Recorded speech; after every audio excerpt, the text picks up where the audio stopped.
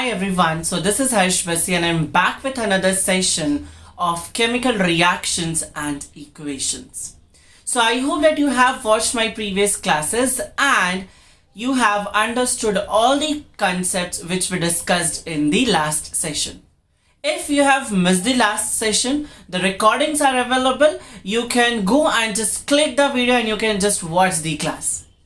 So what we are going to do today? सी हम लोगों ने वहां पे बहुत सारे टाइप्स के रिएक्शंस देखे थे like balanced chemical reactions, unbalanced chemical reactions, right. So आज हम सीखेंगे कि एक अनबैलेंस्ड केमिकल रिएक्शन को किस तरह से बैलेंस किया जाता है. सो हमारा आज का टॉपिक है balancing the chemical equations. And yes, this one is very very important. अगर आपको बैलेंस करना आ गया केमिस्ट्री में, सो आप बहुत ही इजी वे में आप केमिकल इक्वेशंस के बेस्ड में जो क्वेश्चंस होते हैं आप उनको सॉल्व कर सकते हैं. अभी भी और हायर क्लासेस में भी आपको ये बैलेंसिंग काम आएगी. So let's quickly start this. ये जो बैलेंसिंग है आज मैं आप लोगों को बहुत ही इजी स्टेप्स में सिखाऊंगा, बट उससे पहले हमें ये समझना होगा कि why do we need to balance the equation. मतलब इक्वेशन को बैलेंस करना जरूरी क्यों है, हम ऐसे भी तो सॉल्व कर सकते हैं. सो सी, जब कभी भी अगर एक केमिकल रिएक्शन या केमिकल इक्वेशन की बात करूं मैं, तो क्या होता है, उसको बैलेंस करना इसलिए जरूरी होता है क्योंकि ये सारे केमिकल इक्वेशंस किसको फॉलो करते हैं, that is law of mass conservation. So can I say that a chemical equation needs to be balanced so as to make the number of atoms of the reactants equal to the number of atoms of the products. That means हम क्यों balance कर रहे हैं, क्योंकि number one reason is that एक chemical reaction जो है वो law of conservation of mass को फॉलो करेगा. साथ ही साथ में अगर law of mass of conservation को फॉलो कराना है तो दोनों तरफ नंबर्स तो बराबर होना चाहिए ना. आई बात समझ में. अगर मान लो रिएक्टेंट में लेट सपोज हमारे पास क्या है, ए है प्लस बी है, और प्रोडक्ट साइड में हमारे पास लेट अस से क्या है, हमारे पास ए बी प्लस बी, कुछ इस तरह से है. तो अब क्या होगा, अगर यहाँ पे एलिमेंट्स के नंबर ही इक्वल नहीं होंगे तो मास कैसे इक्वल होगा. So that's why we need to balance a particular chemical reaction. Okay, now फटाफट से हम एक बार law of conservation of mass को भी देख लेते हैं, जो हमने क्लास 9th में ऑलरेडी पढ़ चुके हैं, राइट. बट स्टिल एक बार क्विक रिकैप देते हैं. सो what is law of conservation of mass? According to this law, if I talk about the chemical reaction, so एक chemical reaction में mass is neither created or destroyed. So इस चीज को हम एक example से समझते हैं. Let's take an example of a particular reaction and that reaction is, let's suppose, A plus B which is equal to C plus D. अब अगर मैं A plus B और C plus D के बारे में बात करूं, सो हमारा जो A प्लस बी है वो क्या आ जाएगा, that will come under the left hand side, that is LHS part. और LHS में हम किसे लिखते हैं, रिएक्टेंट्स को. So let's write here reactants, and right hand side पे जो हमारा प्रोडक्ट आएगा वो है क्या हो गया, दैट इज प्रोडक्ट, राइट. इसे राइट हैंड साइड पे हम क्या बोलते हैं, प्रोडक्ट्स. अब लॉ ऑफ कंजर्वेशन ऑफ मास क्या बोलता है कि रिएक्टेंट और प्रोडक्ट का मास क्या होगा, that will be equal. So let's write here mass of reactant, mass of reactant will be equal to what, it will be equal to mass of product. This is what the law of conservation of mass is. और ये तभी होगा जब एक equation को हम balance करेंगे. सो I hope that now it is clear that why we are focusing on a balanced reaction so much. Now it's time to learn balancing. So सबसे पहले I am going to take a very simple equation here which says that the iron is reacting with water and यहाँ पे क्या बन रहा है, Fe3O4 along with hydrogen gases evolved. So सबसे पहले हमें एक रिएक्शन को देखना है, उसके बाद उस रिएक्शन में सबसे पहला स्टेप जो होगा, सभी कंपाउंड्स के आसपास हम एक स्क्वायर ब्रैकेट बना लेंगे। So let's make this square bracket. Now why we are doing this, just to ensure that कि हम कोई भी कंपाउंड का कोई भी फॉर्मूला को चेंज ना करें। इस बॉक्स के अंदर जो भी चीजें आएंगी उसे हमें चेंज नहीं करना है during the process of balancing. So let's draw here. I hope that आप सब लोग मेरे साथ साथ इस रिएक्शन को आज बैलेंस करेंगे। So take out your notebooks and just write this reaction and draw the box. Clear? Okay. So what we have done, पहला स्टेप में हम लोगों ने एक रिएक्शन लिया, उसको बॉक्स के अंदर बंद कर दिया। Now it comes for the second step. Second step में हमें क्या करना है, सेकेंड स्टेप में हम कुछ इस तरह का टेबल बनाएंगे।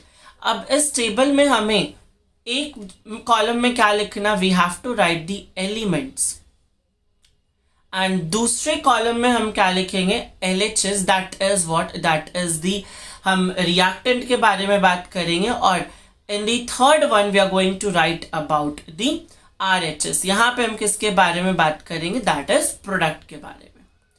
नाउ अब हमें यहाँ पे क्या देखना है, हमें सारे एलिमेंट्स का यहाँ पे नाम लिख लेना है। कौन कौन से एलिमेंट्स है इस रिएक्शन में, can you spot the different types of elements here? Number one is iron, exactly. Second one is what, we have hydrogen also, and the third one we have the oxygen. So iron, hydrogen and oxygen हमारे पास elements हैं। तो हमने क्या किया, पहले डब्बे में बंद किया था, फिर क्या किया, सारे एलिमेंट्स को हम लोगों ने लिख लिया कि कौन कौन से एलिमेंट्स प्रेजेंट है। अब इनका नंबर्स चेक करेंगे। LHS में आयरन कितना है, देखो एक ही आयरन है यहाँ पे, so let's write here 1। Now what we are going to do is that, अब हम यहाँ पे चेक करेंगे कि प्रोडक्ट में दैट इज RHS में आयरन कितना है। सो यहाँ पे हमें आयरन 3 दिख रहा है। So let us right here that the iron in what, in RHS is 3। फिर हम आते दूसरे एलिमेंट के पास, दूसरे एटम के पास, और यहाँ पे हमें देखना है किसे है, दैट इज हाइड्रोजन को। सो हाइड्रोजन LHS साइड में कितना है, दैट इज 2। और if I talk about in RHS side, तो यहाँ पे भी ये 2 है। Now let's move on to the next one, that is oxygen. तो हमें यहाँ ऑक्सीजन तो सिर्फ एक ही दिख रहा है, बट यहाँ पे ऑक्सीजन क्या है, 4। सो लेट्स राइट हियर 1 and 4। अब इस टेबल को देखने से हमें पता चल रहा है कि this reaction is not balanced. हमें बहुत मेहनत करके इस रिएक्शन को बैलेंस करना पड़ेगा, बट उस मेहनत को थोड़ा सा इजी बनाने के लिए हम ये स्टेप्स फॉलो करेंगे। सो हमें हमारी बैलेंसिंग में कभी मिस्टेक्स नहीं होंगी। सो फर्स्ट स्टेप क्लियर हो गया, सेकेंड स्टेप क्लियर हो गया। Now let's move on towards the third step. So let's see what we are going to do in the third step. अब थर्ड स्टेप में हमें ये देखना है, एक ऐसा कंपाउंड हम ढूंढेंगे जिसमें क्या हो, सबसे ज्यादा नंबर ऑफ एटम्स हो। तो यहाँ पे कौन सा कंपाउंड था वो, दैट इज, हम यहाँ पे क्या करते, रिएक्शन एक बार लिख लेते, that is Fe plus H2O will give what, it will give Fe3O4 plus H2। ये हमारा रिएक्शन था। अब सबसे ज्यादा एटम किस में है, Fe3O4 में, तो पहले हम इसी को बैलेंस कर लेते हैं। Let's take iron first. अगर मैं आयरन की बात करूं, so what is the number of iron in what, in the reactant side. So reactant side में आयरन का नंबर सिर्फ 1 है। So let's write here 1। But if I talk about the number of ions in the product side, तो कितना है, 3। अब अगर मुझे LHS में आयरन का नंबर को 3 करना है, so what I can do is that, मैं सिंपली यहाँ पे क्या करूँगा, इसको मल्टीप्लाई कर दूंगा 3 से। दैट मीन्स मैं इस आयरन के सामने 3 लिख दिया। क्लियर? सो हमारा आयरन जो है वो बैलेंस हो गया। अब हम आते हैं यहाँ पे बैलेंस करने के लिए किसको, दैट इज ऑक्सीजन को। So let's write here oxygen. So अगर मैं यहाँ पे ऑक्सीजन लिखूँ, ऑक्सीजन का नंबर कितना है, the number of oxygen in what, in this reactant and the product side is, पहले हम रिएक्टेंट साइड पे देखते हैं। तो यहाँ पे रिएक्टेंट साइड में नंबर ऑफ ऑक्सीजन है 1 एंड में नंबर ऑफ ऑक्सीजन कितना है 4। अगेन हमें बैलेंस करना है ऑक्सीजन को, तो मैं क्या कर सकता हूँ, can I do this, multiplied by 4 exactly. So हमें क्या करना पड़ेगा, इस पर्टिकुलर H2O को पूरा 4 से मल्टीप्लाई करना पड़ेगा। अब बचा क्या हमारे पास, अब हमारे पास दूसरा एलिमेंट बचा है, that is what, that is hydrogen. अब हाइड्रोजन कितना हो गया हमें पहले ये चेक करना होगा। सो हमारे पास अभी तक जो पार्शियली बैलेंस्ड रिएक्शन है वो क्या है, एक बार हम लोग यहाँ पे लिख लेते हैं। सो let's see what is the partially balanced reaction here. So this one is what? This one is 3Fe plus 4H2O. So let's write here it is 3Fe plus 4H2O and यहाँ पे प्रोडक्ट साइड में क्या है हमारे पास, Fe3O4 plus H2, right. Now अब यहाँ पे हम चेक करते हैं कि हाइड्रोजन बैलेंस्ड है या नहीं।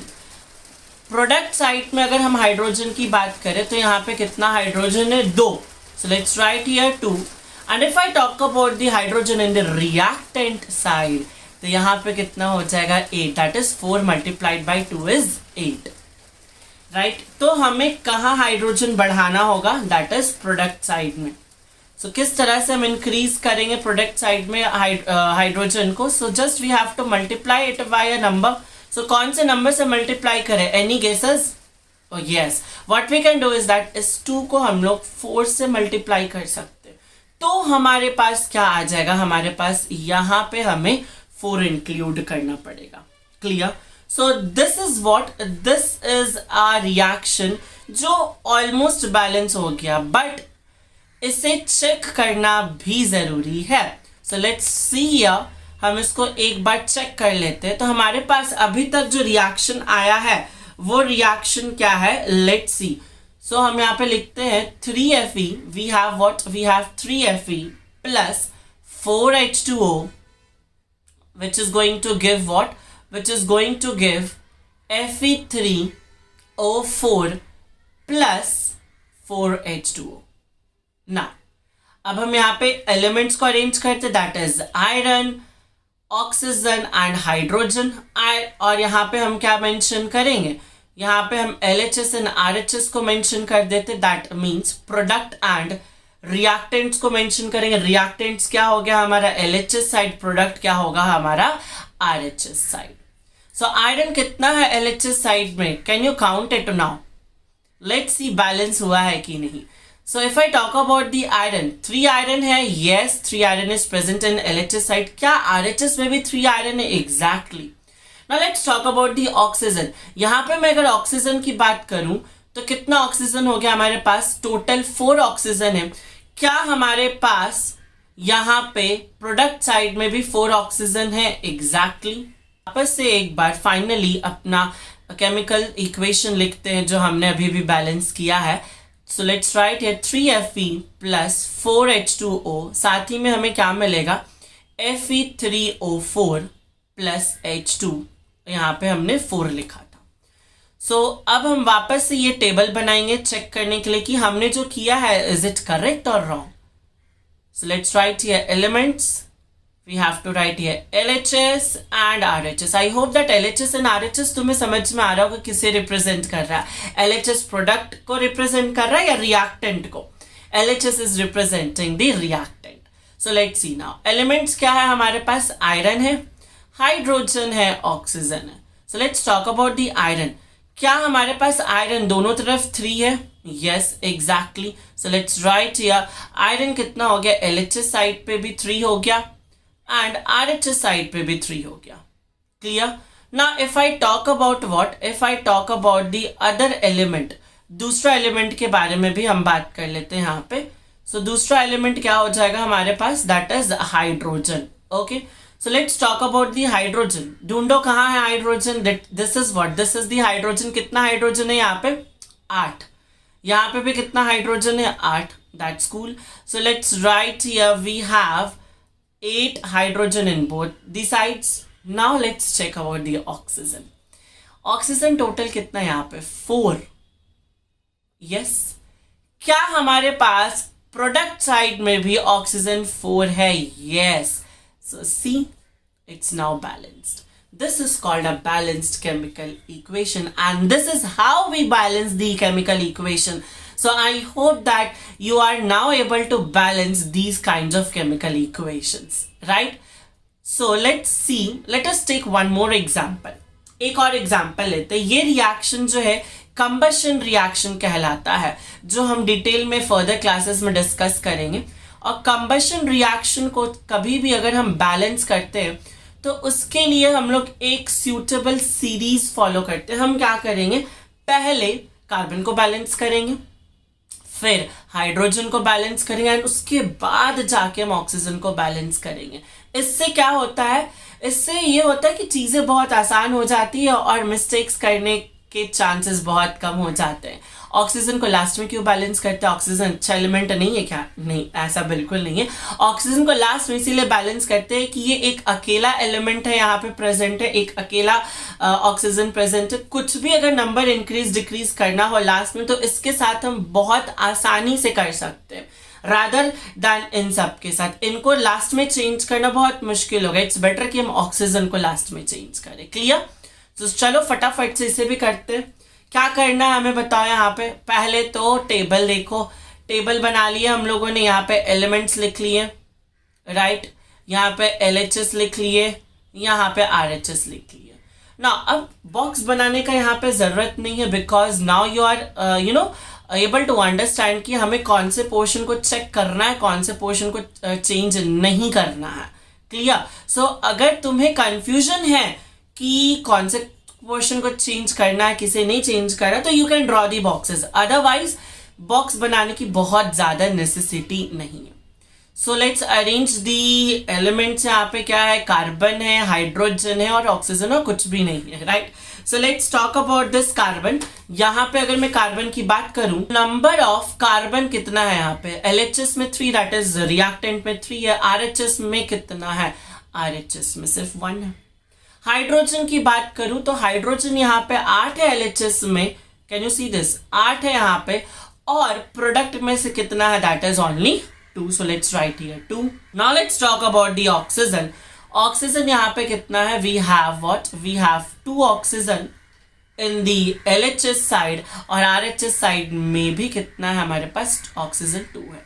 सो लेट्स सी हमें क्या क्या चीज़ें को बैलेंस करना पड़ेगा, किसे नहीं बैलेंस करना पड़ेगा. Let's move on. इससे अगर मैं बैलेंस करना चाहूँ तो कैसे बैलेंस कर सकता हूँ? How we can balance this chemical equation? Can you think it once? चलो let's see, let's start this, है ना. सबसे पहले मैं अगर यहाँ पे बात करूँ तो हमारे पास चीज़ें क्या क्या हैं. अगर मैं कार्बन की बात करूँ, लेट्स राइट हियर कार्बन. कितना था कार्बन? LHS में कितना था? We had 3. RHS में कितना है? 1. RHS में कार्बन को 3 करना है, तो can I multiply it with 3? बिल्कुल, यस. तो मैं यहाँ पे 3 लिख दूँ. कार्बन हमारा बैलेंस हो गया. यस, कार्बन हमारा बैलेंस हो गया. ना हम अब यहाँ पे हाइड्रोजन को बैलेंस करते हैं. अब हाइड्रोजन को बैलेंस करने के लिए हमें देखना पड़ेगा कि यहाँ हाइड्रोजन कितना, that is 8. So let's write here 8. ना इन द प्रोडक्ट साइड कितना हाइड्रोजन है? 2. सो अगर हाइड्रोजन को बैलेंस करना है हमें, तो क्या मैं 4 से मल्टीप्लाई कर सकता हूँ? Exactly. So let's multiply it with 4. सो यहाँ पे भी मैं 4 लिख दूंगा. हाइड्रोजन बैलेंस हो गया. अब यहाँ पे 8, यहाँ पे भी 8. Now let's move on to balance oxygen. Previously हमने देखा था यहाँ पे कि ऑक्सीजन बैलेंस्ड था, लेकिन अब ऑक्सीजन बैलेंस्ड नहीं रहा, तो उसे बैलेंस करना पड़ेगा. तो यहाँ पे मैं चेक करता हूँ कि रिएक्टेंट साइड में ऑक्सीजन 2 है, 2. प्रोडक्ट साइड पे ऑक्सीजन कितना हो गया? That is 3 2 6, right, plus 4, that means what? 10. Total कितने ऑक्सीजन हो गए? 10 हो गए. तो क्या करना होगा हमें? प्रोडक्ट में बढ़ा दो कि नहीं, रिएक्टेंट में बढ़ाना पड़ेगा. So can I just multiply this with 5? हमारे पास क्या हो जाएगा यहाँ पे? 5. So what will be our final equation? Can anyone write this final equation? Yes, so our final balanced equation will be C3H8 plus 5O2 gives 3CO2 plus 4H2. Now, एक बार हम check कर ले कि हमारा बैलेंसिंग ठीक है या नहीं. सो यहाँ पे हमने क्या लिखा था 3, यहाँ पे हमने 4 लिखा था और यहाँ पे हमने 5 लिखा था. Now let's talk about carbon, hydrogen, oxygen. Carbon कितना है रिएक्टेंट साइड में? Carbon is total 3. Product side में कार्बन कितना है 3. चलो कार्बन तो बैलेंस हो गया. हाइड्रोजन चेक करते हैं. हाइड्रोजन कितना है 8.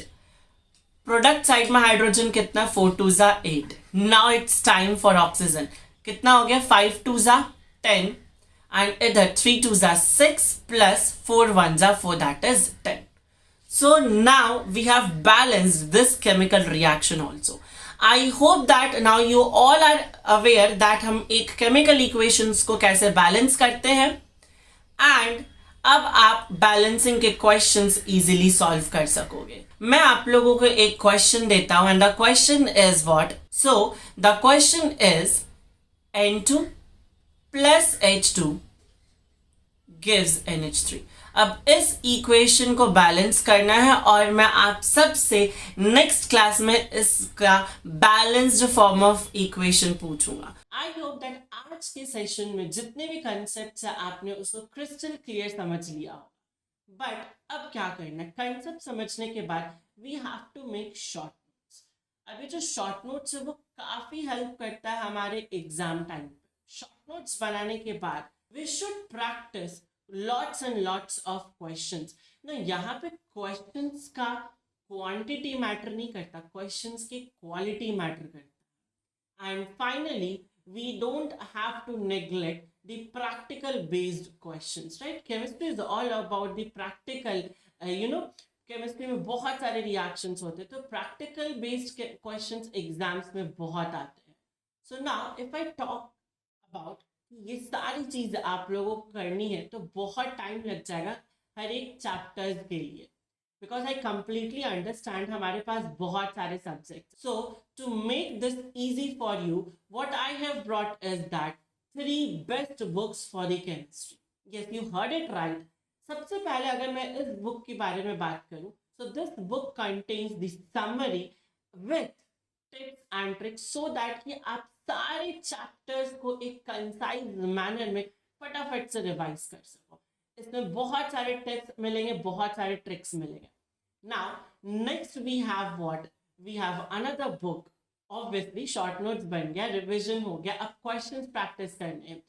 यहाँ पे 400 क्वेश्चंस इन टोटल है एंड ये 400 क्वेश्चंस ऐसे क्वेश्चंस है जिनकी प्रोबेबिलिटी बहुत होती है वर्ड्स में आने की.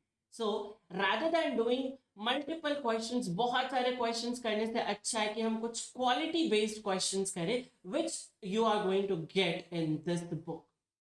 And last one, we have a solution for practical based questions. This book contains 50 plus practice questions and साथ ही साथ में एक tabular form में सारे compounds के common names, colors, वो सारी चीज दे रखी है.